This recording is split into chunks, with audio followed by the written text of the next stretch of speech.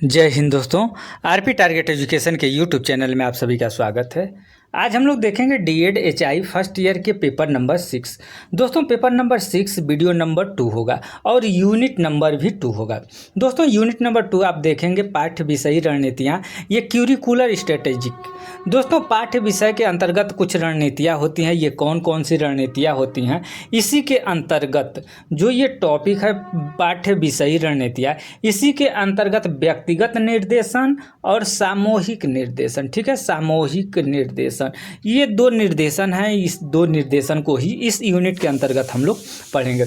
दोस्तों व्यक्तिगत निर्देशन क्या है? तो व्यक्तिगत निर्देशन एक शैक्षिक दृष्टिकोण है जो शिक्षार्थियों की व्यक्तिगत जरूरतों और क्षमताओं को ध्यान में रखकर शिक्षण प्रक्रिया को अनुकूलित करता है। इसका मतलब है कि शिक्षक छात्रों की सीखने की गति, शैली और प्राथमिकताओं के अनुसार शिक्षण सामग्री, रणनीतियों और आकलन का उपयोग करते हैं, ठीक है। ये व्यक्तिगत निर्देशन के अंतर्गत आता है। दोस्तों उदाहरण के तौर पर अगर देखा जाए तो व्यक्तिगत निर्देशन के कुछ उदाहरण है।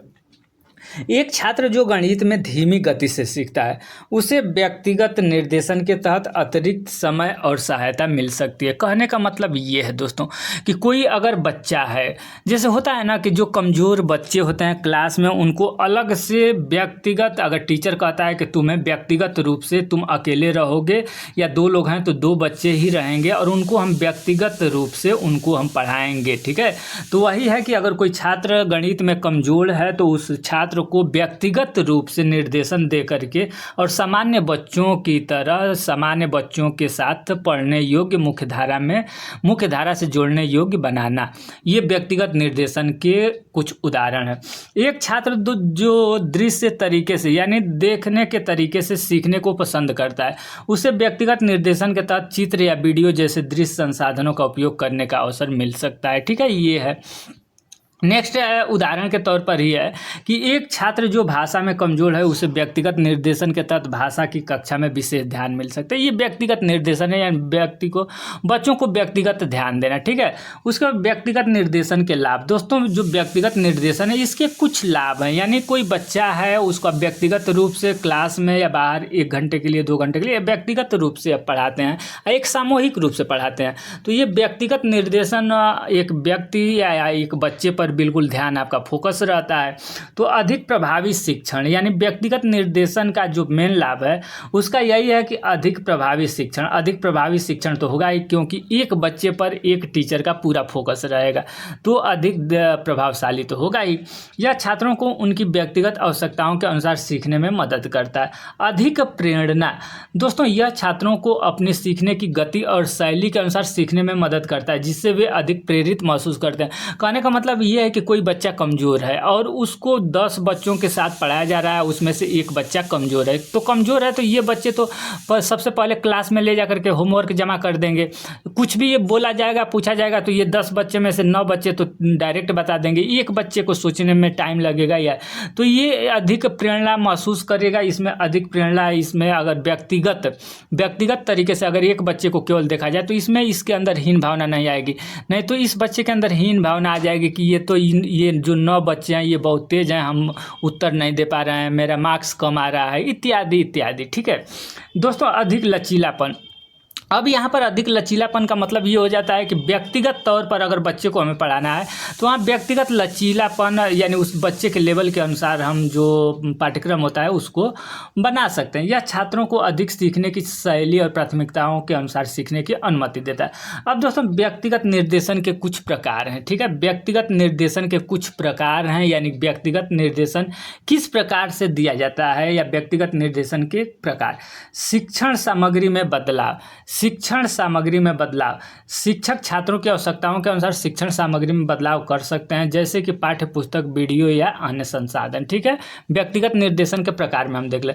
शिक्षण विधियों में बदलाव। दोस्तों शिक्षण विधि, अगर बच्चा खोज विधि या शिक्षण विधियां होती हैं सारी, तो उसमें अगर कोई बच्चा जिस विधि से आप पढ़ा रहे हैं उस विधि को नहीं कैच कर पा रहा है तो आप शिक्षण विधि को चेंज कर सकते हैं। आकलन में बदलाव। शिक्षक छात्रों की आवश्यकताओं के अनुसार आकलन में बदलाव कर सकता है, जैसे कि परियोजना या असाइनमेंट। दोस्तों अब देखेंगे व्यक्तिगत निर्देशन के कुछ प्रमुख उद्देश्य हैं। ये व्यक्ति की आत्म जागरूकता में वृद्धि, संवेगात्मक और सामाजिक कौशल का विकास तथा व्यक्तिगत समस्याओं का समाधान इसका मुख्य लक्ष्य है। व्यक्ति को बेहतर ढंग से समझने और उसकी क्षमता को विकसित करने में मदद करता है। यह व्यक्ति को जीवन के विभिन्न क्षेत्रों में जैसे कि शैक्षिक, व्यावसायिक और सामाजिक क्षेत्रों में मार्गदर्शन और सहायता प्रदान करता है। ये व्यक्तिगत निर्देशन के कुछ प्रमुख उद्देश्य थे। दोस्तों, निष्कर्ष के तौर पर अगर देखा जाए तो निष्कर्ष क्या निकलता है व्यक्तिगत निर्देशन का? तो व्यक्तिगत निर्देशन एक प्रभावी शैक्षिक दृष्टिकोण है जो छात्रों को अधिक व्यक्तिगत जरूरतों और क्षमताओं के अनुसार सीखने में मदद करती है। जैसे कोचिंग बच्चों को अकेले पढ़ाया जाता है ना, यही है मेन करता है। यह छात्रों को अधिक प्रेरित और प्रभावी तरीके से सीखने में मदद करता है। दोस्तों, अब आ गया सामूहिक निर्देशन। सामूहिक निर्देशन क्या होता है? ठीक है, व्यक्तिगत निर्देशन तो हम लोग देख लिए। अब सामूहिक निर्देशन का मतलब एक कक्षा में 30 बच्चे और 30 बच्चे को एक साथ पढ़ाना, ये सामूहिक निर्देशन के अंतर्गत आया है। घर पर कोचिंग के लिए एक बच्चे को पढ़ाना, ये व्यक्तिगत निर्देशन आता है। ठीक है, तो आप सोच सकते हैं व्यक्तिगत निर्देशन ज़्यादा लाभ होगा या सामूहिक होगा? सामूहिक में बच्चे आपस में अगल बगल से भी सीख सकते हैं, लेकिन यहाँ व्यक्तिगत अकेले बच्चा है तो ये किसी दूसरे के व्यवहार या अच्छे हुए या बुरे कोई गुण नहीं सीख सकता। अब देखिए सामूहिक निर्देशन क्या कहलाता है। सामूहिक निर्देशन दोस्तों, ग्रुप इंस्ट्रक्शन एक ऐसी निर्देशन है जो एक समूह में सदस्यों को बुद्धिमत्तापूर्वक शैक्षिक, व्यावसायिक और सामाजिक निर्णय लेने के लिए सहायता प्रदान करता है। यह निर्देशन व्यक्तिगत निर्देशन से भिन्न है जिसमें एक व्यक्ति को व्यक्तिगत रूप से सहायता प्रदान की जाती है, और सामूहिक निर्देशन समूह के सदस्यों को एक साथ सलाह, जानकारी और समर्थन प्रदान करता है। दोस्तों, सामूहिक निर्देशन के कुछ उद्देश्य हैं, यानी कौन कौन से उद्देश्य हैं सामूहिक जो निर्देशन है उसके उद्देश्य हैं। समूह के सदस्यों को एक दूसरे से सीखने में मदद मिलता है। तो ये तो अब हम बता ही दिए कि अगर 30 लोग हैं तो 30 में सभी लोग बुरा तो होंगे नहीं। अब 30 में जो समूह के सदस्य हैं उनमें अगर आप ही हैं तो आपको 30 लोग ऐसे हैं जिनके माध्यम से आप कुछ ना कुछ सीखेंगे। ठीक है, समय और संबंधों की बचत करना, यानी समय और संसाधन की बचत, यानी कहने का मतलब एक बच्चे को उतना ही संसाधन लगेगा और 30 बच्चे को पढ़ाने के लिए उतना ही संसाधन लगेगा। तो ये संसाधन की बचत है। जैसे मान लीजिए कि एक छोटा सा उदाहरण आप ले लीजिए, ब्लैक बोर्ड पर चॉक से लिख रहे हैं और एक बच्चे को पढ़ा रहे हैं वही टॉपिक और 30 बच्चे को वही टॉपिक पढ़ा रहे हैं। ठीक है, एक फैन वहाँ चल रहा है, एक लाइट जल रहा है एक बच्चे के लिए और 30 बच्चों के लाइट। तो ये है कि अगर एक बच्चे में उतना ही खर्च होगा, 30 बच्चे में उतना ही। तो ये समय और संसाधन की बचत है समूह निर्देशन के उद्देश्य के अंतर्गत। दोस्तों, और जो है सामंजस्य और सामाजिक कौशल का विकास करना। यह समूह में काम करने से सदस्यों में सामंजस्य, संचार और अन्य सामाजिक कौशल विकसित होते हैं। आत्म जागरूकता और आत्मसम्मान में वृद्धि करना। समूह में अपने विचार व्यक्त करने से सदस्यों में आत्म जागरूकता और आत्मसम्मान में वृद्धि होती है। नेक्स्ट पॉइंट देखें, सामूहिक निर्देशन के कुछ प्रकार हैं।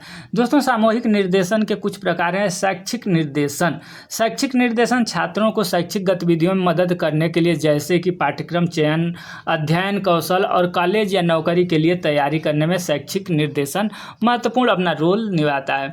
दोस्तों, व्यावसायिक निर्देशन व्यक्तियों को व्यावसायिक विकास में मदद करने के लिए, जैसे कि कैरियर विकल्प, नौकरी खोज और व्यावसायिक कौशल का विकास, ये व्यावसायिक निर्देशन के। सामाजिक भावनात्मक निर्देशन तो व्यक्तियों को सामाजिक भावनात्मक मुद्दों में मदद करने के लिए, जैसे कि तनाव प्रबंधन, संबंध और आत्मसम्मान के लिए हमें बच्चों को सामाजिक भावनात्मक निर्देशन देना चाहिए।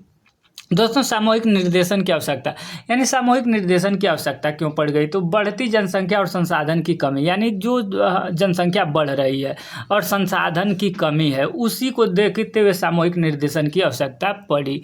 नेक्स्ट पॉइंट है युवाओं को मार्गदर्शन की आवश्यकता। युवा की संख्या बहुत ज़्यादा हो गई है और उन्हें मार्गदर्शन करने की ज़रूरत है। दोस्तों, सामाजिक भावनात्मक का विकास। सामाजिक भावनात्मक और सामूहिक निर्देशन के लाभ अब देख लेते हैं। सामाजिक भावनाओं का विकास। अब सामूहिक निर्देशन के लाभ, सामूहिक निर्देशन के तो लाभ भी बहुत हैं। व्यक्तिगत निर्देशन की तुलना में अधिक कुशल, यानी अधिक कुशल क्यों है व्यक्तिगत तुलना में? तो सामूहिक निर्देशन में एक बार में कई लोगों को सहायता प्रदान की जा सकती है, जिससे समय और संसाधन की बचत होती है। साझा अनुभव और विचारों का आदान प्रदान, समूह में सदस्य एक दूसरे के अनुभव और विचारों को साझा कर सकते हैं, जिससे उन्हें नए दृष्टिकोण और समाधान मिल सकते हैं। सामंजस्य और सामाजिक कौशल का विकास, समूह में काम करने से सदस्यों में सामंजस्य, संचार एवं अन्य सामाजिक कौशल का विकास होता है। नेक्स्ट है दोस्तों आत्म जागरूकता और आत्मसम्मान में वृद्धि। समूह में अपने विचार व्यक्त करने से सदस्यों में आत्म जागरूकता और आत्मसम्मान में वृद्धि होती है। दोस्तों नेक्स्ट जो टॉपिक होगा आप यहाँ देख सकते हैं, जो नेक्स्ट टॉपिक होगा ये आपका यूनिट नंबर 3 होगा और वीडियो नंबर भी 3 होगा। ठीक है, वीडियो नंबर भी 3 और यूनिट नंबर 3 और पेपर नंबर आपका कौन सा चल रहा है? तो पेपर नंबर 6, यानी जो नेक्स्ट वीडियो हम लोग देखेंगे पेपर नंबर 6 के यूनिट नंबर 3 वीडियो नंबर 3। तो दोस्तों ये वीडियो कैसा लगा, ये तैयारी आपको कैसी लग रही, कमेंट सेशन में ज़रूर कमेंट करके बताएंगे, उससे हम भी मोटिवेट होंगे।